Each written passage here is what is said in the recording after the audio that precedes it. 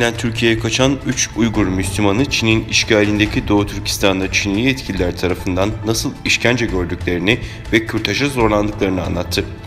Uygur Müslümanlarının Londra'da kurulan ve Pekin'in etnik Uygurlara karşı eylemlerinin soykırım teşkil edip etmediğini soruşturan halk mahkemesine ifade vermeleri bekleniyor.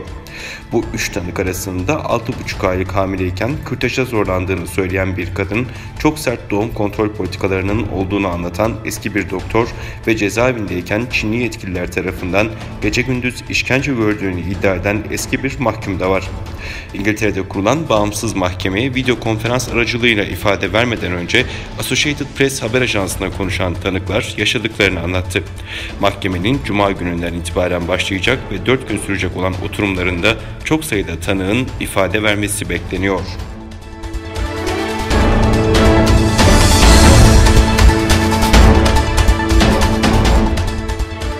Başkan Joe Biden, Amerikan kişi ve kuruluşlarının savunma ya da izleme teknolojisi sektörleriyle bağ olduğu iddia edilen onlarca Çinli şirkete yatırım yapmasını yasaklayan bir kararname imzaladı. ABD Başkanı Joe Biden, Çinli 58 savunma ve gözetleme şirketine Çin'in Doğu Türkistan ve Hong Kong'daki insan hakları ihlallerine rol aldıkları gerekçesiyle yatırım yasağı getirdi. Biden yeni imzaladığı kararnamede ürettikleri ya da kullandıkları gözetleme teknolojileri Sincan'daki Müslümanları ve Hong Kong'daki aktivistleri bastırmak için Çin tarafından kullanıldığı tespit edilen Çinli 58 firmaya ABD yatırımları için yasak getirdiğini bildirdi. Kararnamede Çin'in söz konusu eylemleriyle insan hakları ihlalleri işlediği ve bu firmaların ürettikleri teknolojilerle Çin'e destek verdiği kaydedildi. Söz konusu kararnamenin 2 Ağustos'ta devreye gireceği belirtilirken Beyaz Saray'dan yapılan açıklamada bu listede zaman içinde güncellemeler yapılabileceği açıklandı.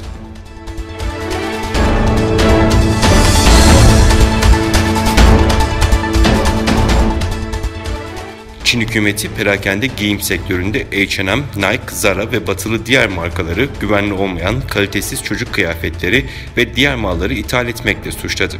Uluslararası Çocuk Günü münasebetiyle Çin Gümrük İdaresi aralarında tişört, oyuncak ve diş fırçası gibi ürünlerinde bulunduğu 16 firmaya ait ürünleri kalite ve güvenlik açısından niteliksiz olarak tanımladığı bir liste yayınladı. Çin, H&M ürünlerini e-ticaret platformlarından kaldırırken uygulama mağazaları da H&M, Nike ve Adidas gibi markaların uygulamalarını platformlarından sildi.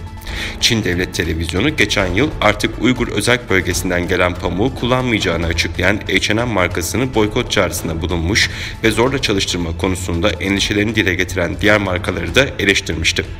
Batılı hükümetler ve insan hakları grupları tarafından Pekin hükümetinin Doğu Türkistan'daki insanları kamplarda zorla çalıştırdığı şeklindeki suçlamanın ardından batılı markalar Çin devlet medyasının hedefi haline gelmişti.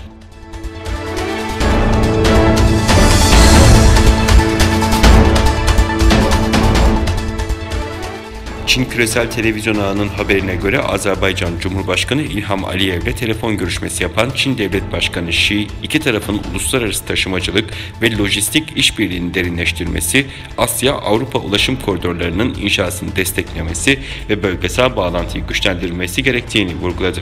Görüşmede ikili ilişkilerin yeni bir tarihi başlangıç noktasında olduğunu kaydeden Xi, geleneksel dostluğun ileriye taşınması, karşılıklı yarar sağlayan işbirliğinin derinleştirilmesi ve karşılıklı desteğin arttırılması çağrısında bulundu.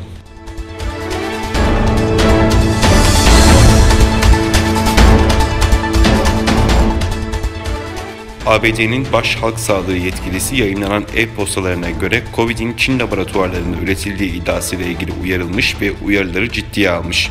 BuzzFeed'in yayınladığı 3200 sayfadan fazla e-postaya göre pandeminin ilk dönemlerinde kamuoyu önünde koronavirüsün doğal nedenlerden kaynaklandığından söz eden Fauci, pandeminin başladığı Çin'in Wuhan kentindeki laboratuvarda üretildiği iddialarına dair uyarılmış ve bu uyarıları dikkate almış.